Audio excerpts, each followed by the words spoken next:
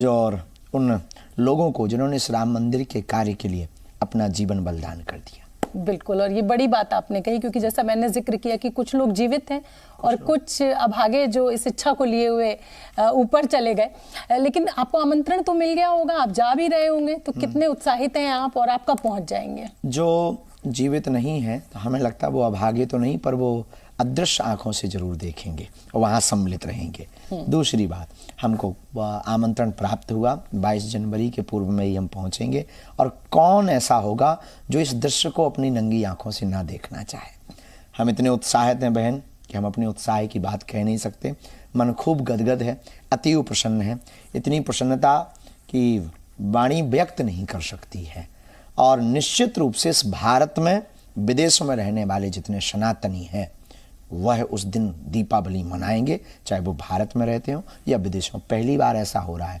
सनातनीय हिंदुओं की ये सबसे बड़ी जीत है और पहली बार पूरे विश्व की मीडिया इसको कवर करेगी।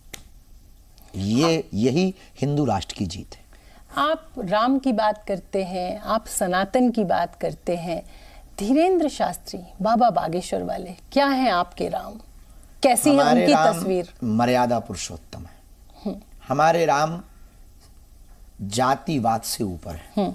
हमारे राम संपूर्ण विश्व की एकता पर भरोसा करते हैं। हमारे राम अधर्म के खिलाफ बाण प्रत्यंचा पर चढ़ाने में बिल्कुल भी सकुचाते नहीं है। हमारे राम अधर्म करने वालों को ठिकाने लगाने में बिल्कुल भी नहीं सकुचाते। हमारे राम नर होकर के भी बानरों का मान बढ़ाते हैं। हमारे राम झूठे बेर सवरी के खाते हैं। हमारे राम केवट की जो दुनिया को पार करते हैं वो खुद केवट की नाव पर चढ़ करके गंगा पार होते हैं। ये हमारे प्रभु श्री राम की मर्यादा है। यह भारत का अस्तित्व है। यह भारत की मौलिक संप्रभुता है। यही भारत का सबसे बड़ा विश्व का एक आचार संहिता का विचार है। मानवों की सबसे श्रेष्ठ आचार संहिता प्रभु श्री राम है। किसी को भी मानव जीवन सीखना है प्रभु श्री राम की मर्यादा से सीखना चाहिए, और यही भारत को विश्व गुरु बनाता है। तो हिंदू राष्ट्र की बात आप करते हैं, क्या ये भी राम की पक्षधर है और राम की यात्रा का एक पर्याय है। हिंदू राष्ट्र का मतलब ना तो किसी एक मजहब की एकता, ना किसी एक मजहब के खिलाफ विद्वेष, ना किसी एक मजहब को टारगेट बनाना। हिंदू राष्ट्र का मतलब है जातिवाद दूर हो, जातियां हो, जातिवाद ना हो। जो प्रभु श्री राम ने करके दिखाया। स्वयं क्षत्रिय है लेकिन सबरी के घर जूठे बेर खाने गए। ये हमारे प्रभु ने स्वयं करके दिखाया। यही हम हिंदू राष्ट्र की कल्पना कर रहे हैं। हमारे हिंदू राष्ट्र की कल्पना में सिर्फ इतना उत्तर है कि आप राम की यात्रा पर पत्थर नहीं फेंकेंगे। आप राम के होने का सबूत नहीं मांगेंगे। आप राम काल्पनिक हैं ये बोलने की आपको जो है किसी ने छूट नहीं दे रखी। क्यों? वो हमारी आस्था का केंद्र है। आप राम के उपासक नहीं हैं तो आप राम के विरोधी भी बनने के अधिकारी नहीं हैं। आप उनका सम्मान नहीं कर सकते तो अपमान करने का अधिकार आपको किसने दिया? Who are you? आप होते कौन है? बस हमारा ध्येय सिद्धांत हिंदू राष्ट्र की कल्पना का ही है। तो ये हिंदू राष्ट्र की कल्पना में दूसरे धर्मों के लोगों के लिए क्या जगह होगी धीरेन्द्र शास्त्री जी की, अगर मैं बात करूं? बस प्यार से रहें, मौन रहेंगे, राम की अपमान नहीं करेंगे तो सम्मान भी ना करें। हमें दोनों पक्ष मजबूत हैं। हमें नहीं, आप सम्मान नहीं कर सकते मत करो, अपमान नहीं करेंगे। आप तो मतलब आपको मेरे हिसाब से जीना होगा। ये है मेरे राम की परिभाषा, मेरे राम के देश की परिभाषा। रामचरितमानस के हिसाब से जीना होगा, आपको गीता के हिसाब से जीना होगा, आपको आदर्श के हिसाब से, मानवों के हित के हिसाब से जीना पड़ेगा। आपको अमानवीय कृत्य से बचना पड़ेगा। आपको पालघर के संतों की निर्दयी हत्या करने का अधिकार नहीं होगा। ये हिंदू राष्ट्र की कल्पना है। और ये अगर बुरी कल्पना है और गलत कल्पना है, ये गलत संकल्प है तो कोई हिंदू साथ ना दे। और सही संकल्प है तो जैसे आज राम मंदिर की यात्रा में सबकी आंखें डबडबाई, ऐसे हिंदू राष्ट्र के लिए और आगे बढ़े। तो क्या ये मान लें कि राम मंदिर बन जाने से हिंदुत्व का, सनातन का मिशन पूरा हो जाएगा या कुछ बाकी रह जाएगा? अभी तो ज्ञानवापी बाकी है, मथुरा बाकी है। तो मतलब विवाद कभी खत्म नहीं होगा? विवाद नहीं, ये तो संवाद का विषय है। पर दूसरे धर्म के लोगों के लिए तो ये उनकी आस्था का विषय है। उल्लू को तो दिन बेकार लगता है तो उससे हम किसी की आंखों का चश्मा नहीं बदल सकते। ये उनकी टेंशन है। हम उनकी आस्था, हमने उनके भगवान को तो बुरा कहा नहीं। उनके भगवान के कपड़े उतारे नहीं, हमने उनके भगवान को कभी जो है सबूत मांगा नहीं, उनके भगवान के खिलाफ बोले नहीं, उनके भगवान के ऊपर हनुमान जी बैठाए नहीं। हमने तो आपकी अवहेलना, पर हमने तो उनके पूरे धर्म स्थान को ही हटा दिया और वहां हमारे हटाए थे, हमने वापस लिया। क्या उल्टी बात करती हैं बहन आप? नहीं, मैं तो सवाल पूछ रही हूं। हम तो आपको जवाब दे रहे हैं। हमारे राम मंदिर के जन्मभूमि पर जहां प्रभु श्री राम कई हजार वर्षों से ऋग्वेद सबसे प्राचीन वेद है, उस ऋग्वेद के प्रमाण पूज्य जगत गुरु तुलसी पीठाधीश्वर गुरुदेव भगवान ने सुप्रीम कोर्ट में दिए राम जन्मभूमि को लेकर। तब हमने नहीं कहा, सुप्रीम कोर्ट ने माना है। आपका क्वेश्चन भी ये लीगली नहीं है। सुप्रीम कोर्ट ने कहा कि वहां राम जी थे, ये सुप्रीम कोर्ट ने कहा है। इसका मतलब इन्होंने आधिपत्य जमाया, इसका मतलब इन्होंने कब्जा किया। इससे ये सिद्ध हो गया कि ये ऐसी जगहों पर कब्जा किए। अब जहां जहां किए वहां वहां खुदेगा। लेकिन शास्त्री जी, अगर इतिहास को कुरेदेंगे तो बहुत सारे घाव हैं, बहुत सारे वो घाव भरेंगे, वो घाव रिसेंगे, वो घाव भरेंगे। इसलिए तो हम जन्म हमने लिया है और हिंदू हुए ही इसलिए। तो मतलब राम मंदिर पे लड़ाई खत्म नहीं हुई अभी? बिल्कुल भी नहीं। विवाद थोड़ी है, संवाद का विषय। हमें लड़ाई नहीं करनी। तो जो 2-3 चीजें बची हैं उनको ठीक कर दो यार। लेकिन अब तो मलंगड़ के किले का भी जिक्र आ गया है। मतलब ये अभी तक तो काशी, मथुरा और राम मंदिर की बात होती थी, अब मलंगड़ किले का भी जिक्र होने लगा है। तो ऐसे तो हजारों मंदिर हैं, ऐसे हजारों विवादित स्थान हैं। तो क्या ये वास्तविक रूप से अवैध कब्जा किया गया, हाँ, उसके लिए भारत में न्याय प्रणाली है, उसके लिए भारत में एक व्यवस्था है, संविधान है। यहाँ पर जो है जज हैं, मजिस्ट्रेट हैं, वकील हैं, वो न्याय करेंगे। हम सब अपनी आस्था के सबूत रखेंगे, हमारे जो वेदों के सबूत हैं उनको रखेंगे, रामचरितमानस के सबूत रखेंगे, और अगर वो सबूत बोलेंगे तो वहां पर लेकिन जब राम मंदिर का फैसला आया तो देश के मुसलमानों ने दिल से स्वागत किया। करना तो क्या अब उनकी भावनाओं का ख्याल आगे नहीं रखा जाना चाहिए, या इस विवाद को बढ़ाते? हमने मक्का मदीना पे कभी उंगली नहीं उठाई, अजमेर पे हमने कभी उंगली नहीं उठाई, हमने अजमेर के ऊपर तो कभी नहीं गए हम। हाँ, तो हम भावनाओं का ख्याल कितना रख रहे हैं आप, ये तो देखो कितने सहनशील हैं। लेकिन क्रिया पे प्रतिक्रिया भी है। वो वैसे ही कह रहे हैं कि बाबरी मस्जिद को भूलेंगे नहीं, बाकी शफीकुर रहमान बर्क भी कह रहे हैं कि बाबरी का दिया जलाते रहेंगे। उत्तर आप देख लो, आप कितना अद्भुत उत्तर है ये, आपका ही उत्तर वो दे रहे हैं। इसका मतलब ये है कि वो उनके अंदर अभी भी ये विष भरा हुआ है, जहर उनका जा नहीं रहा है। तो ऐसे लोगों को हनुमान जी ठीक करेंगे, हमें भरोसा है। लेकिन क्रिया की प्रतिक्रिया दोनों पक्षों की तरफ से है। फडणवीस साहब हैं, वो भी कह रहे हैं कि मैं कार सेवा में हिस्सा लिया था, मैं उस समय अयोध्या में ही था। तो क्या अब हर हिंदू को ये देवेंद्र फडणवीस साहब, हाँ, अच्छी बात बोली, सही कह रहे हैं।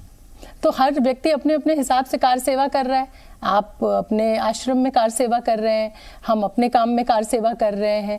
लेकिन क्या अगर हमारी कार सेवा से किसी दूसरे धर्म के लोगों आहत होते हैं तो क्या उस कार सेवा को हमें सही मानना चाहिए? हमारा धर्म सनातन ये कहता है अहिंसा परमो धर्म, लेकिन हिंसा धर्मो तथैव च। जब इंसान ही नहीं बचेगा, इंसानियत खत्म हो जाएगी, तो धर्म की रक्षा कौन करेगा?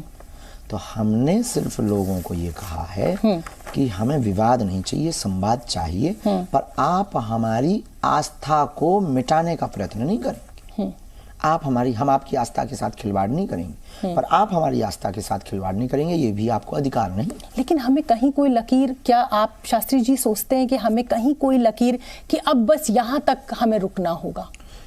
संसार नहीं रुक रहा तो ये लकीर से कैसे रुक जाएगा?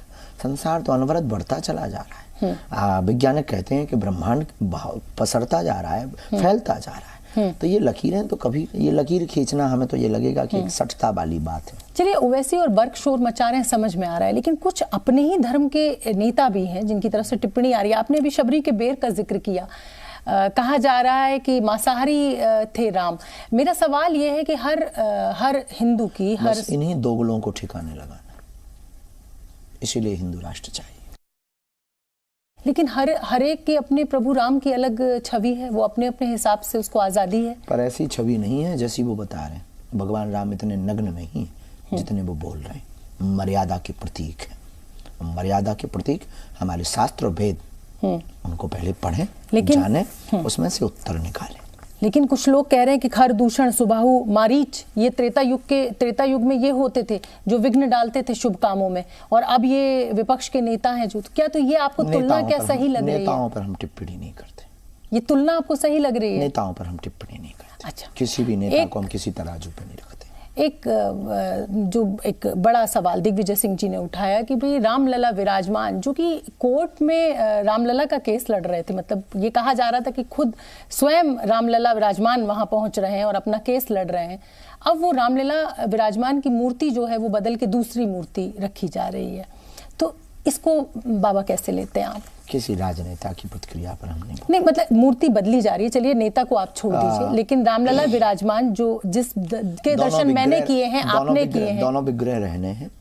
बड़े विग्रह का दर्शन सब लोग दूर से कर पाए, ज्यादा समुदाय आना है, सालिग्राम की शिलाएं पहुंची हुई हैं, तो एक सर्वसम्मति से साधु संतों के द्वारा सर्वसम्मति से निर्णय लिया गया कि इतना बड़ा भव्य मंदिर है तो विग्रह भी सरकार का भव्य होना चाहिए, ताकि सरकार, और एक ये आध्यात्मिक और भाविक दृष्टि भी है। भाव की दृष्टि, छोटे वाले ठाकुर जी ना ज्यादा मार नहीं कर रहे थे, अब बड़े वाले राम जी रहेंगे तो सदियों तक कोई आंख उठा के नहीं देखेगा। तो मतलब आप ये एक नया तरीका है और एक नया भाव है समझने का कि भाई जो छोटे लला थे वो ज्यादा लोग उन पे, छोटे बच्चे थे ना, सरकार ललाई थे ना, तो उनको बहुत ज्यादा, अब सरकार का विग्रह बहुत बड़ा हो रहा, सरकार बड़े हो रहे हैं, अब किसी की मजाल नहीं होंगी। और आज मैं अपने दर्शकों को तस्वीर दिखा रही थी कि जो प्रवेश द्वार है उस पे खुद हनुमान जी हैं, गरुड़ हैं मौजूद, सिंह हैं और गज हैं। तो ये पहले गरुड़ और हनुमान की मतलब आदेश लिया जाएगा, उनकी इजाजत ली जाएगी और फिर राम मंदिर, रामलला के दर्शन होंगे। तो आप इंतजार कर रहे हैं? बिल्कुल बिल्कुल, ये शास्त्रोक्त पद्धति है, शास्त्रीय परंपरा है। वहाँ राम राजा के रूप में है, लेकिन जो विग्रह का पूजन होना है वो रामलला के रूप में। लेकिन पूरी की पूरी लड़ाई जो है वो उसी रामलला मूर्ति, रामलला विराजमान की मूर्ति, वो तो बैठेंगे ही, वो कहाँ जाएंगे, वो विग्रह तो उनका रूप ही बदल जाएगा। रूप काहे को बदलेगा, वो विग्रह थोड़ी बदलने वाला है। सिर्फ दूर से दर्शन हो सके हैं तो बड़ा विग्रह रख दिया गया, रामलला तो वही रहेंगे, दोनों दर्शन होंगे। विग्रह बड़ा है ताकि दूर से सरकार के दर्शन कर सके, और हमने अपना भाव आपको बता दिया। तो आप पहली बार राम मंदिर हम एक बार गए हैं, हमारे हृदय को बहुत वहाँ पीड़ा पहुंची थी, 4-5 बार अयोध्या गए, दर्शन हमने सिर्फ जीवन में एक बार किया रामलला की, और जब बहुत पीड़ा हुई, मन बहुत कसोटा, बहुत गुस्सा आई, हम अपने आप पे आपा खो बैठ रहे थे, कंट्रोल नहीं कर पा रहे थे, सिक्योरिटी बहुत थी वहाँ पर, मन तो कर रहा था कि अभी कुछ कर डालें। इसके बाद फिर मन को बहुत पीड़ा पहुंची। तो आपको क्यों पहुंची पीड़ा? मैं मतलब पीड़ा पहुंची मैं समझ रही हूँ, पर क्यों? शायद ही कोई ऐसा राम भक्त होगा जिसको पीड़ा देख करके ना होती हो। आप तब गए थे जब मस्जिद थी वहां पर, या जब मंदिर बनना शुरू हो गया था? 7-8 साल पहले। अच्छा, अब आप समझ जाओ, हम पवित्र मुंह से नाम नहीं लेते, पर थी वो उस वक्त। तो अब आप खुश हैं? बहुत ज्यादा। वो मुझे दिख रहा है, आपके चेहरे पर मुझे दिखाई दे रहा है। लेकिन तमाम ये भी कहा, बहुत सारे विवाद भी हैं, हालांकि मैं आज बड़ा शुभ दिन अब आने वाला है और इंतजार की घड़ियां खत्म होने वाली हैं। दीपावली है भारत की दीपावली है, 22 जनवरी भारत की दीपावली है, और उस दिन हिंदुओं को दीपावली मनानी चाहिए, घर घर दीप जलाना चाहिए।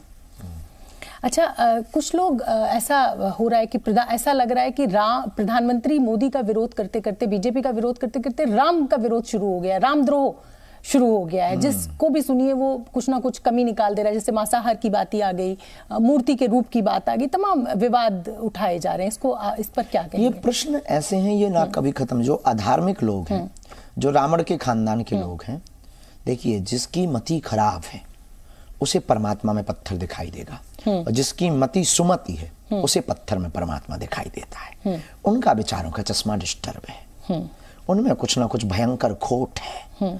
रावण के खानदान के विचारे, और रावण के खानदान के चुप तो बैठेंगे नहीं, तो उन्हें दिक्कत तो है, तो रामद्रोह करेंगे, रामद्रोह करेंगे तो कुछ ना कुछ तो बोलेंगे। बहुत प्राचीन सिद्धांत है इस विश्व का कि एक आदमी ने एक पेंटिंग बनाई और चौराहे पर जाकर टांग दी कि इसमें अगर कोई कमी हो तो वहां पर गोला मार्क कर दो। इतने गोला से मार्क लोगों ने कर दिया कि पेंटिंग खत्म हो गई, और दोबारा उसने फिर पेंटिंग बनाई और उसने लिख करके टांगा कि अगर कहीं कमी हो तो कृपया सुधार दें। एक भी गोला नहीं लगा। बस यही दुनिया का सिद्धांत है। तो ये रावण के खानदान के लोग इस सिद्धांत पे, गोला मार्क वालों पे जी रहे हैं। तो इनको तो जीवन भर ये कमियां मिलती रहनी है, और बेचारों को मिलनी भी चाहिए, उनका यही जॉब है। और आप लोग टीवी वाले भी कैसे उठाएंगे, उनकी बात कैसे करेंगे? तभी करेंगे जब वो कुछ उल्टा बोलेंगे। तो वो उल्टा उल्टा बोलती इसलिए ताकि आपके मुंह से उनका नाम लिया जा सके।